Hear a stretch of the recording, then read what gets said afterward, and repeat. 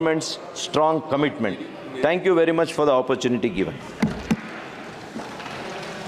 माननीय सदस्यगण, जो भी बजट पर अपना लिखित भाषण देना चाहते हैं वे सभा पटल पर दे सकते हैं। माननीय सदस्य श्री अखिलेश यादव जी।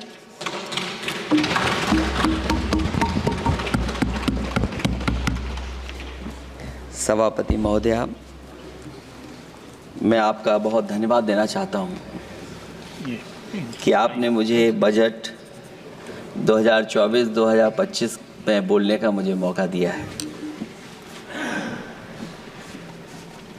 इस सरकार का लगातार ये 11वां बजट है। 11वें बजट के बाद भी नाउम्मीदगी दिखाई दे रही है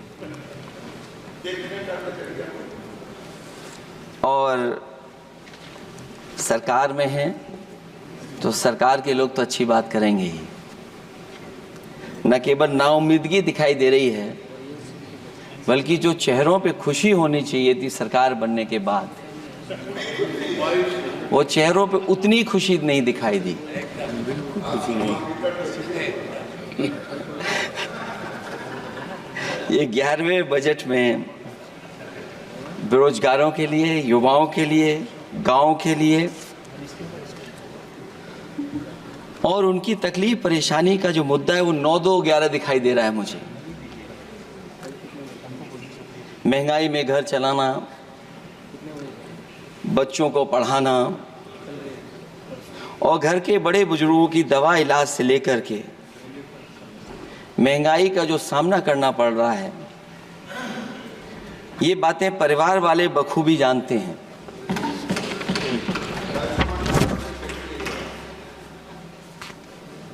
मैं जब सत्ता पक्ष के लोगों के जो आंकड़े देखता हूं और सुनता हूं, अगर इतना सब कुछ 10 साल में अच्छा हुआ है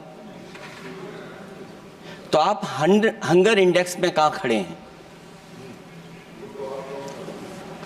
अगर 10 साल बाद भी यही बात सत्ता पक्ष की तरफ से आएगी कि हम कहां खड़े हैं।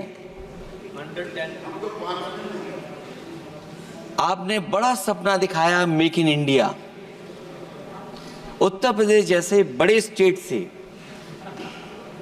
सबसे ज्यादा लोकसभा के सांसद चुने जाते हैं।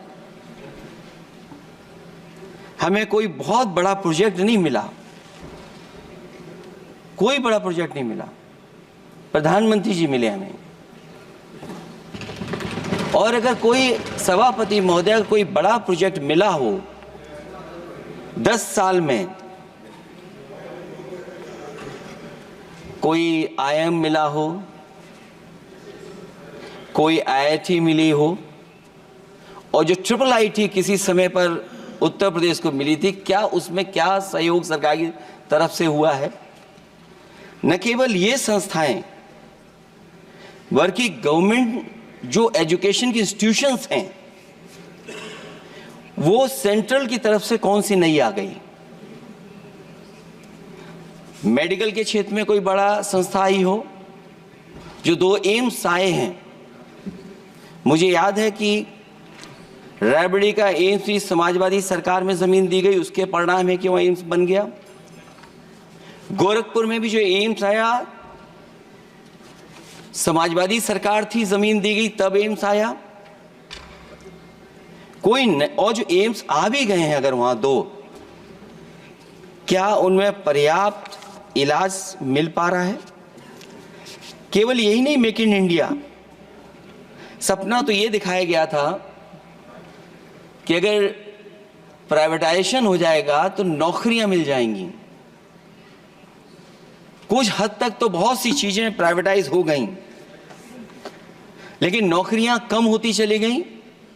और जो सबसे बड़ा सवाल है, जो पीड़ित परिवार के लोगों को जो हक और सम्मान मिलता है, क्या ये सरकार वो दे पा रही है? टैक्स कलेक्शन में सपना दिखा रहे हैं कि हम यहां पहुंच गए हैं, आखिरकार एक्सपोर्ट क्यों कम होता चला जा रहा है? और हम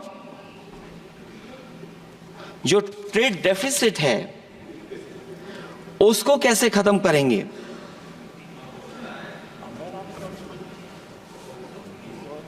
दस साल में अगर हम वहीं के वहीं खड़े हैं और कोई ऐसा कुछ न दिख रहा हो और परिणाम जो रिजल्ट आए हैं यूपी के, उसमें दिखाई दे रहा है कि आपने कितना काम किया है। सभापति महोदय, अगर ये सब कुछ अच्छा किया होता तो क्या परिणाम ऐसे आए होते? जहां हारे ही नहीं हैं आप, सीटें ही कम नहीं हुई हैं। देश के प्रधानमंत्री जी भी वोट से हारे हैं, वोट से हारे हैं। जो कभी 5 लाख तक जीतना था जिन्हें, या 10 का टारगेट बनाया था, कितने से जीते? तो कम से कम इन चीजों को तो देखें। मैं जब सुनता हूं सत्तापक्ष लोगों को तो मुझे वो लाइनें याद आ जाती कि वो झूठ बोल रहा था, बड़े सलीके से मैं एतवार न करता तो और क्या करता।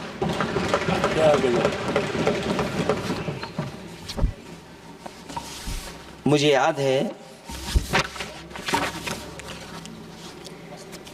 कि देश के प्रधानमंत्री जी ने जनकपुर में एक झंडा दिखाया था और उस बस में 35 लोग बैठ करके अयोध्या आए थे। सभापति महोदय, उस समय भी मैंने मांग की थी कि जहां से जनकपुर से यात्रा शुरू हो रही है और अयोध्या तक बस से लोग आएंगे तो पता नहीं कितने घंटों में आएंगे। मैंने मांग की थी कि वहां से लेकर के अयोध्या तक एक्सप्रेस वे बनना चाहिए कि कम से कम जो जनकपुर से आए और अयोध्या दर्शन करने आ रहे हैं और बस से आ रहे हैं, कम से कम उनकी तकलीफ परेशानी तो कम होती। जो आप कहते हैं कि एफडीआई बहुत आया है, मैं अभी सुन रहा था, कहा कि टेलीफोन बनने लगे। टेलीफोन बन नहीं रहे हैं, मोबाइल बन नहीं रहे हैं। वो समाजवादी पार्टी के समय पर नोएडा में जो इंडस्ट्रियल पॉलिसी थी, इलेक्ट्रॉनिक पॉलिसी थी, उसके तहत आई थी। वो इंडस्ट्री जितनी आई है उस समय उस पॉलिसी के तहत आई और बन नहीं रहा है, मेक इन इंडिया नहीं हो रहा है। लेकिन जमीन किसने दी है? जमीन किसने दी थी उन लोगों को? बिना जमीन पर हवा में बना दो तो मैं आपका धन्यवाद दूंगा। उस पॉलिसी के तहत वो झूठ बोल रहा था बड़े सलीके से। आप कह रहे हैं कि एफडीआई लाए हैं हम लोग। एफडीआई, अगर पूरे देश का हम एफडीआई देखें तो उत्तर प्रदेश को कितना एफडीआई मिला है? सभापति महोदय, अगर 1% से ज्यादा भी एफडीआई उत्तर प्रदेश को मिला हो तो बताइएगा आप। जो प्रोजेक्ट डिले हो रहे हैं, जिसकी वजह से कॉस्ट ओवररन हो रही है, उसका जिम्मेदार सभापति महोदय कौन है?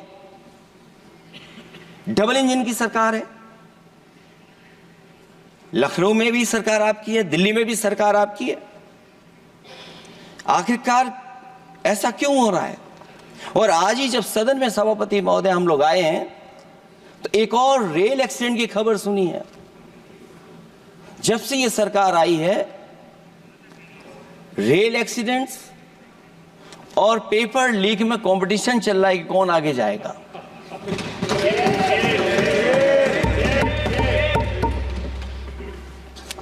मैं तो अखबारों में पढ़ता था सभापति महोदय कि तोड़ फोड़ करके ये सरकार बनाते हैं।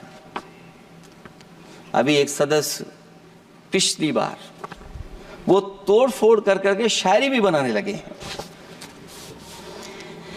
जो प्रोजेक्ट और जिस प्रोजेक्ट के लिए प्रधानमंत्री जी एयरफोर्स का सबसे बड़ा हवाई जहाज हरकुलिस विमान लेकर के आए थे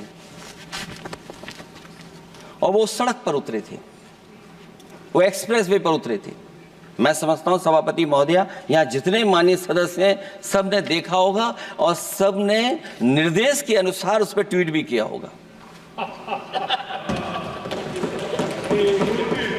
वो जो एक्सप्रेस वे अगर किसी ने बनाया था सभापति महोदय, जो डिजाइन, टेक्नोलॉजी का पार्ट, अलाइनमेंट, वो समाजवादियों की देन थी, वो आपकी देन नहीं थी। ये बात मैं इसलिए कह रहा हूं सभापति महोदया, क्योंकि इस बजट में सरकार चलाने के लिए आपने पैकेज दिया है। हमें कोई नाराजगी नहीं है पैकेज देने की, आप पैकेज और दीजिए। लेकिन अगर आप बक्सर से भागलपुर एक्सप्रेसवे बना रहे हैं तो आप उत्तर प्रदेश के पूर्वांचल एक्सप्रेसवे को क्यों नहीं जोड़ रहे हैं? और मैं तो कहूंगा आपसे कि केवल अगर आप 25 किलोमीटर जोड़ देंगे, जहां पूर्वांचल एक्सप्रेसवे रुक गया था, केवल 25 किलोमीटर आप जोड़ देंगे तो दूसरे काम को अपना जो बनाते हैं, आप ये कह पाएंगे कि दिल्ली से लेकर के आपने भागलपुर तक एक्सप्रेसवे दिया है। हाँ जी, वो अभी से नहीं, बहुत पहले से बन रहा है। बहुत पहले से बन रहा है। मैं ये नहीं कहना चाहता कि क्या दिया आपने, मैं ये कहता हूं कि अगर आप बक्सर से भागलपुर एक्सप्रेसवे दे रहे हैं केवल बिहार के लोगों को खुश करने के लिए, मैं उससे सहमत हूं कि आप बिहार की तरक्की के लिए एक्सप्रेसवे दें, लेकिन जो पखनपुरा, जो आखिरी गांव है जहां पर छूट गया है, वहां से आप क्यों नहीं जोड़ रहे हैं? और हमारे स्टेट के लिए आप कोई नया एक्सप्रेसवे क्यों नहीं दे रहे हैं? आप हमारे लिए क्यों नहीं दे रहे हैं एक नया एक्सप्रेसवे? आप दिल्ली के बजट से दे रहे हैं, आप यूपी अपने बजट से बना रहा है। आप बताइए कोई यूपी को आपने एक्सप्रेसवे दिया हो? कोई एक्सप्रेसवे नहीं दिया। और मैं तो कहूंगा, और याद दिलाइएगा अपनी सरकार को, एक बुंदेलखंड एक्सप्रेसवे बना था, अभी बताएंगे आपको उसका भी। सभापति महोदय, एक बुंदेलखंड एक्सप्रेसवे दिया सरकार ने, उत्तर प्रदेश सरकार ने। वो दिल्ली के बजट का नहीं है। मैं मांग कर रहा हूं कि दिल्ली के बजट से कोई एक्सप्रेसवे मिलना चाहिए। जो बुंदेलखंड एक्सप्रेसवे दिया, प्रधानमंत्री जी उद्घाटन कर करके वापस लौटे। अब रिपेयर का पैसा कौन देगा? वो आज भी रिपेयर मांग रहा है। सभापति महोदय, कोई कल्पना कर सकता है कि नया एक्सप्रेसवे बना हो जिसका प्रधानमंत्री जी ने उद्घाटन किया हो, वो आज रिपेयर मांग रहा हो? और वो एक्सप्रेसवे 6 लेन नहीं है, वो 4 लेन है। मैं इसमें भी सुझाव देना चाहता हूं, ये जो बुंदेलखंड वाला एक्सप्रेसवे है, ये अभी 15,000 करोड़ से ज्यादा का बना है स्टेट गवर्नमेंट का। इसको मुनाफा नहीं हो रहा, टोल कलेक्शन नहीं है बहुत ज्यादा। इसको सतना से जोड़ दिया जाए और बुंदेलखंड जहां से शुरू हो रहा है हमारे डिस्ट्रिक्ट इटावा से कम उसको हरिद्वार तक ले जाना चाहिए। अगर हरिद्वार से लेकर के सतना लोग चले जाएंगे तो शायद बुंदेलखंड के लोगों को भी लाभ होगा। और सबसे बड़ी बात है सभापति महोदय, दिल्ली और लखनऊ मिलकर के उन एक्सप्रेसवे की सेफ्टी से और उसकी डिजाइन से खिलवाड़ कर रहे हैं। जो इंडियन रोड कांग्रेस कहती है, जो डॉक्यूमेंट कहता है, वो ये कहता है कि मीडियन सड़क का 12 मीटर से लेकर के 14 मीटर होना चाहिए। आप जाकर के देख के आइए, जो पूर्वांचल वाला बना है उसका मीडियन कितना है? क्या भविष्य में आपने चलने वालों की सेफ्टी के साथ खिलवाड़ की है कि नहीं की है? ये आपको विचार करना पड़ेगा। जिस समय लद्दाख और चीन को लेकर के सवाल उठा था सभापति महोदय, उस समय पॉलिटिकल पार्टी से सुझाव मांगे गए थे और सुझाव ये मांगे गए थे कि आप क्या सुझाव देना चाहते हैं। तो उस समय जो सुझाव समाजवादी पार्टी ने दिया था, वो सुझाव ये था कि लिपू लेक से लेकर के आपके ग्वालियर तक 6 लेन हाईवे बनना चाहिए। कभी जरूरत पड़ने पर सीमाओं पर हमारी फौज का आना जाना जल्दी हो जाए। और मुझे याद है, जो अखबारों में मैंने पढ़ा था, सरकार ने उसको स्वीकार कर लिया था कि 6 लेन हाईवे बनेगा वो। लेकिन जब टेंडर की बात आई तो सुनने में आया कि वो 4 लेन बनने जा रहा है। और अभी जब वो काम हो रहा है, जब काम मैंने दोबारा उसको देखा तो पता लगा कि डबल लेन पेव शोल्डर बन रहा है। सोचिए कहां 6 लेन बनाने की बात थी, आप डबल लेन पेव शोल्डर बना रहे हैं। और पता नहीं कौन उस हाईवे को डिजाइन किसने किया है डिजाइन, कि जितने भी कस्बे उसके आसपास पड़ रहे हैं, कस्बे वाले अब नाला कहां से बनाएं, घर ऊंचा करें कि सड़क को तोड़ें। बहुत सारे कस्बों को वो समस्या के संकट में डाल दिया है सरकार ने।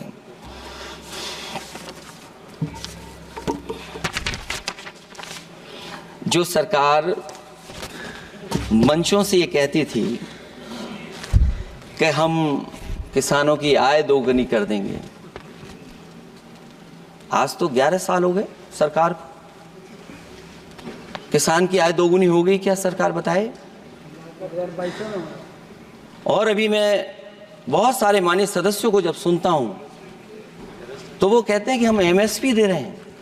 अगर आप एमएसपी दे रहे हैं तो उसकी कानूनी गारंटी क्यों नहीं दे रहे हैं आप कानूनी गारंटी दीजिए।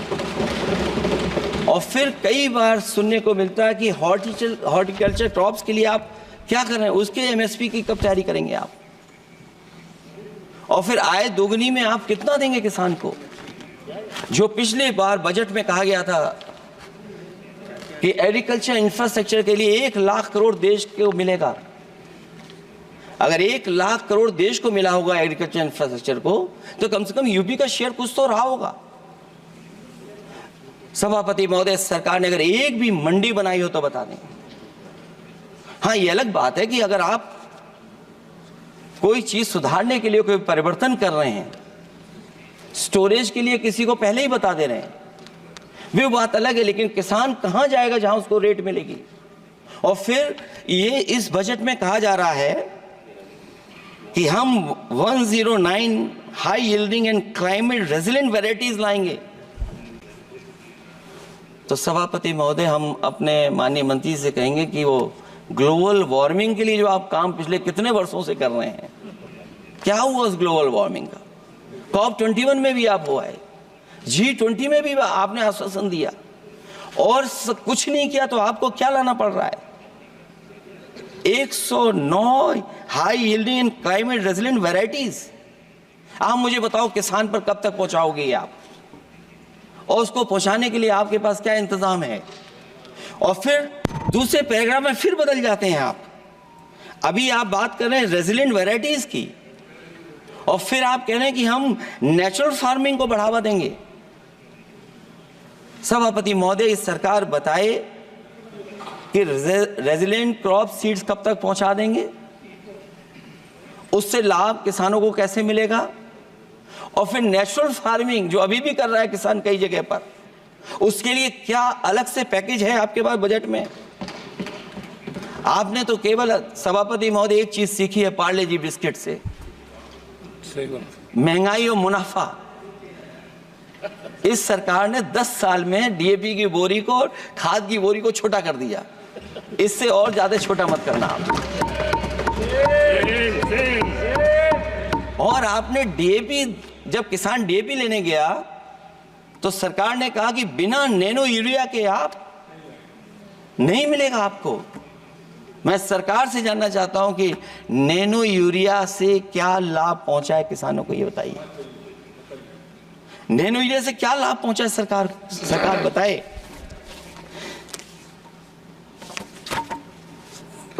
हमारे यहां बड़े बड़े आयोजन हुए सभापति महोदय, इन्वेस्टमेंट मीट के बड़े बड़े आयोजन हुए इन्वेस्टमेंट मीट के, और 5 लाख करोड़ के एमओयू साइन हो गए, 5 लाख करोड़ के। मैं ये सभापति महोदय, बजट हमारी क्या मदद कर रहा है उत्तर प्रदेश के उद्योग लाने के लिए? और ऐसे आयोजन हुए जिसमें देश के प्रधानमंत्री आए, देश के राष्ट्रपति आए, और देश के जितने बड़े उद्योगपति सब आए थे। लेकिन आज यूपी को क्या मिला वहां पर? किसानों के लिए एग्रीकल्चर सेक्टर में बड़े बड़े एमओयू हुए, लेकिन आज जमीन पर कुछ नहीं दिखाई दे रहा है। मुझे याद है समाजवादी सरकार में, क्योंकि देश का सबसे ज्यादा उत्पादन दूध का अगर कहीं हो रहा है तो उत्तर प्रदेश में हो रहा है, और उस उत्पादन को बढ़ावा देने के लिए और इन्वेस्टमेंट लाने के लिए उस समय की सरकार ने फैसला लिया कि अगर बाहर से भी कोई डेयरी या डेयरी प्लांट लगाना चाहेगा तो उसमें सरकार सहयोग करेगी। और परिणाम ये हुआ कि गुजरात की 3 अमूल प्लांट लग गए यूपी में। तो मैंने उद्घाटन किए, एक देरी से हुआ तो देश के प्रधानमंत्री जी ने किया, लेकिन उसके बाद कोई नया प्लांट आया हो तो बता दें।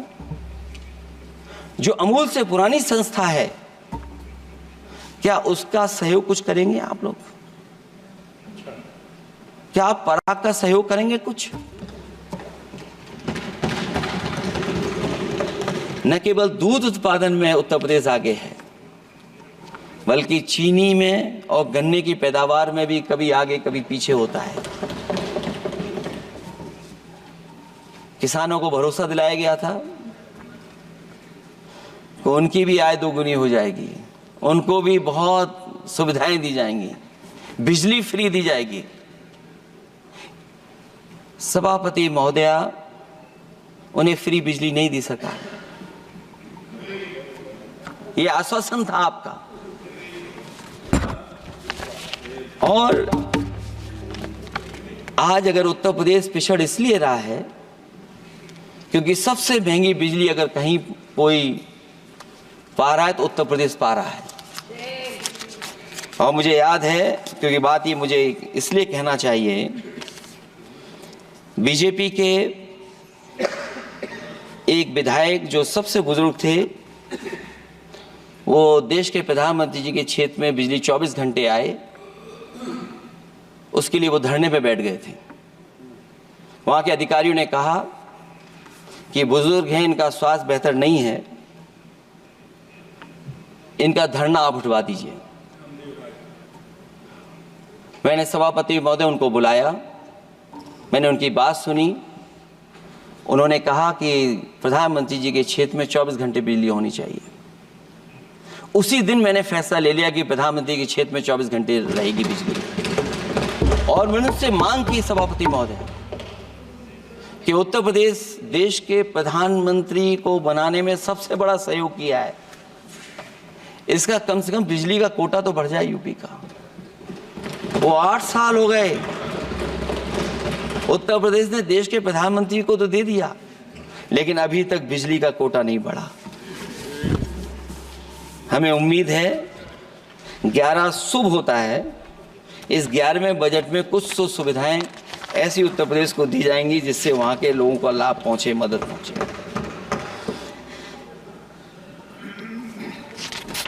जहां किसान आत्महत्या कर रहा है, और पिछले 10 साल में सरकार जानती होगी कि कितने किसानों ने आत्महत्या की है, लाखों लाख किसान आत्महत्या कर चुके हैं। जहां किसान तकलीफ और परेशानी में है, वहीं सबसे ज्यादा अगर संकट किसी चीज पर आया तो वो नौकरी पर आया है, रोजगार पे आया है। जब सरकार का बजट मैं पढ़ता हूं तो जो स्कीम्स लाई जा रही हैं उसमें, क्या ये स्कीम नौजवान को पक्की नौकरी दिलाएगी? क्या इन स्कीम से 5,000 रुपए देकर के आप नौजवान का भविष्य बनाना चाहते हैं? आप क्या दे रहे हैं आप? और मुझे तो ये लगता है कि जो वर्क फोर्स आप बना रहे हैं ट्रेनिंग देकर के सरकार के पैसे से, अंतोगत्वा इनको भी एक्सप्लॉइट वही लोग करेंगे, उद्योगपति। आखिरकार जब इतनी टेक्निकल, इतनी ट्रेन फोर्स होगी, तो आप ये मुझे बताइए कि उसके भविष्य क्या होगा।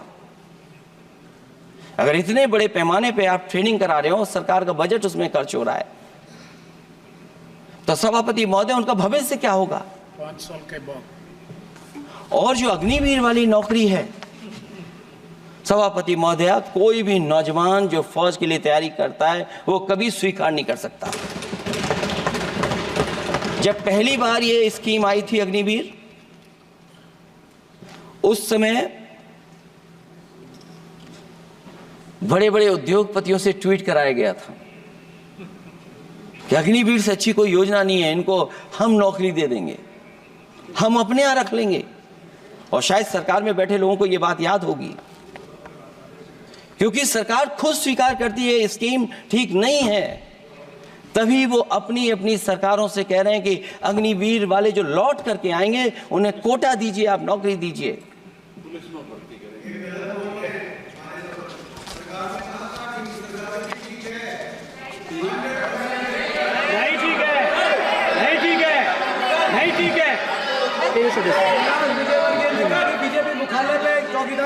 सभापति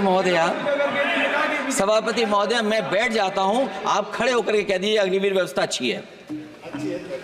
मैं इस सभा में खड़े होकर कहता हूं, उस राज्य से तो हिमाचल प्रदेश से जिसने पहला परमवीर चक्र विजेता मेजर सोमनाथ शर्मा दिए, कारगिल के युद्ध में सबसे ज्यादा शहीद होने वाले हिमाचल प्रदेश के वीर नौजवान थे। 4 परमवीर चक्र विजेता हुए, उसमें से 2 कैप्टन विक्रम बत्रा और सूबेदार संजय कुमार हिमाचल प्रदेश से हुए।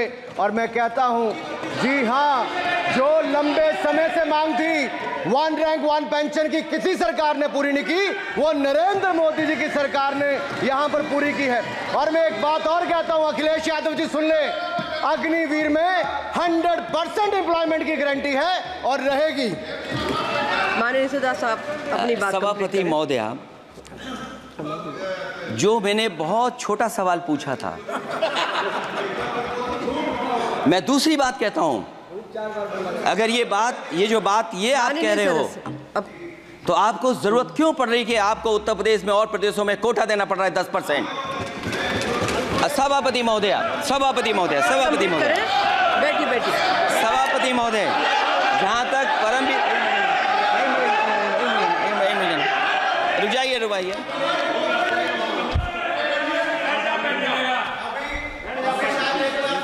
अरे सुनिए दो। माननीय सदस्य, आप अपनी सभापति महोदय, सभापति महोदय, चैल जानते हैं आप कहाँ हैं? चैल जानते हैं आप कहाँ हैं? कभी गए हो मिलिट्री स्कूल में? मैं खुद मिलिट्री स्कूल का पढ़ा हूं। और आप परमवीर चक्र की बात कर रहे हो, तो हम भी तमाम नाम गिना सकते हैं। माननीय सदस्यों से मैं आग्रह कर रही हूं, आपस में चर्चा न करें। माननीय सदस्य, आप बजट पर बात करिए। ये सभापति महोदया, जी 1 मिनट से भी कम, मैं आपके सामने कहना चाहता हूं, ये तो केवल मिलिट्री स्कूल गए हैं। मैं आज भी टेरिटोरियल आर्मी के 124 रेजिमेंट में कैप्टन के रैंक पे अपनी सेवाएं दे रहा हूं। अखिलेश जी, केवल ज्ञान मत बांटिए। राहुल गांधी जी के साथ बैठकर अब वहां बुलाने का झूठ बोलने की आपको आदत पड़ गई। प्लीज बैठिए, प्लीज। माननीय सदस्य से मैं आग्रह कर रही हूं, आप अपनी बजट पर चर्चा करें। सभापति महोदय, आपका समय पूरा हो गया है, मैं प्लीज कंप्लीट करिए। सभापति महोदय, मैं इसलिए नहीं कह रहा, मैं क्या बात कहना चाहता हूं, शायद मंत्री जी नहीं रहे इसलिए तकलीफ परेशानी ज्यादा है। और आप, अरे हमारा दर्द नहीं समझोगे, हम आपका दर्द चेहरे से पढ़ते हैं। अच्छा, दर्द मैं बताता हूँ, माननीय सदस्यों से मैं आग्रह कर रही हूँ, सभापति महोदय, दर्द मैं बताता हूँ, बजट पर चर्चा करिए। प्लीज बजट पर सभापति जी, दर्द मैं बताता हूँ। देखिए, दर्द बात पहुंचेगी कि नहीं पहुंचेगी। सभापति महोदया, उत्तर प्रदेश से जब से हारे हैं तब से कोई नमस्कार नहीं कर रहा है। तकलीफ वो है आपको। कंप्लीट करिए। वो वीडियो हमने देखा है कि कोई किसी को नमस्कार नहीं कर रहा है, कोई किसी को देख नहीं रहा है। चलिए, धन्यवाद माननीय। और जो अपने आप को बहुत ताकतवर कहते थे, आप अपने आप को, जिसने हराया उसको नहीं ये हटा पा रहे हैं। अब बात समझ में नहीं आई ना? माननीय जिसने हराया उसको नहीं हटा पा रहे। और अगर सभापति महोदय, अग्निवीर व्यवस्था समाजवादी लोग स्वीकार ही नहीं कर सकते। आप बजट पर पूरी अपनी बात रखिए। सभापति महोदय, अग्निवीर स्वीकार नहीं कर सकते। आप अपनी चर्चा रखिए। सत्ता में आएंगे 1 2 साल, ये चलने वाली सरकार नहीं है, गिरने वाली सरकार है, याद रखना।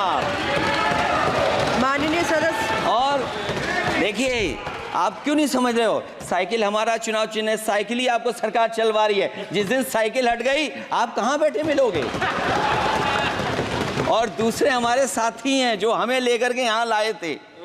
माननीय हम यहाँ सदस्य, मैं छूट गए, आग्रह कर वो रही चले हूँ, गए वहाँ। कंप्लीट करिए। सभापति महोदय, मैं दो तीन बातें कहता हूँ यूपी को लेकर के मैं मांग करता हूँ। जी, कंप्लीट करिए आप। सभापति महोदय, चंबल एक्सप्रेसवे बनना चाहिए, क्योंकि देश का सबसे बड़ा एक्सप्रेसवे जो 1 लाख करोड़ का बना है वो दिल्ली मुंबई से है, और यूपी को क्यों नहीं जोड़ रहे हैं आप?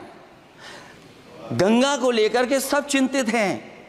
गंगा की सफाई अभी नहीं हुई है। जो बजट गया पता नहीं कहाँ चला गया, किसी को नहीं पता।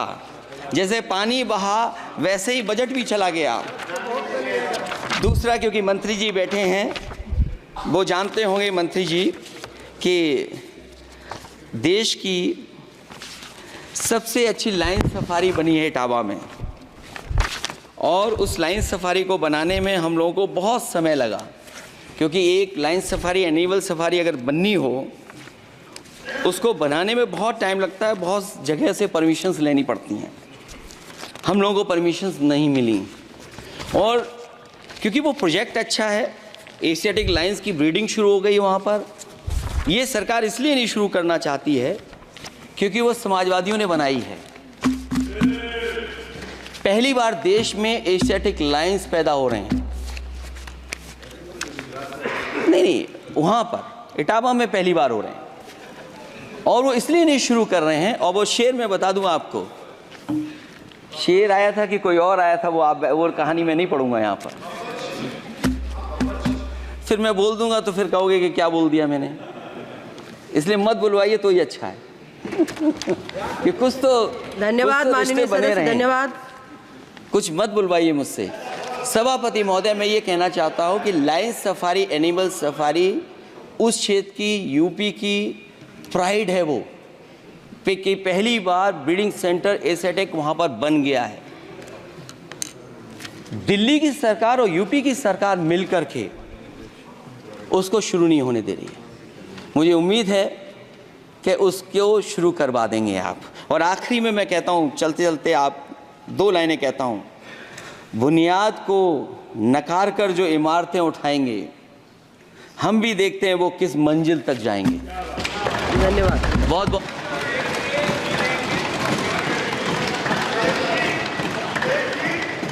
अखिलेश जी, कुछ ज्ञान माननीय विपक्ष के नेता को भी दे दीजिए। आपने अच्छा भाषण दिया, उनको भी सिखा दीजिए।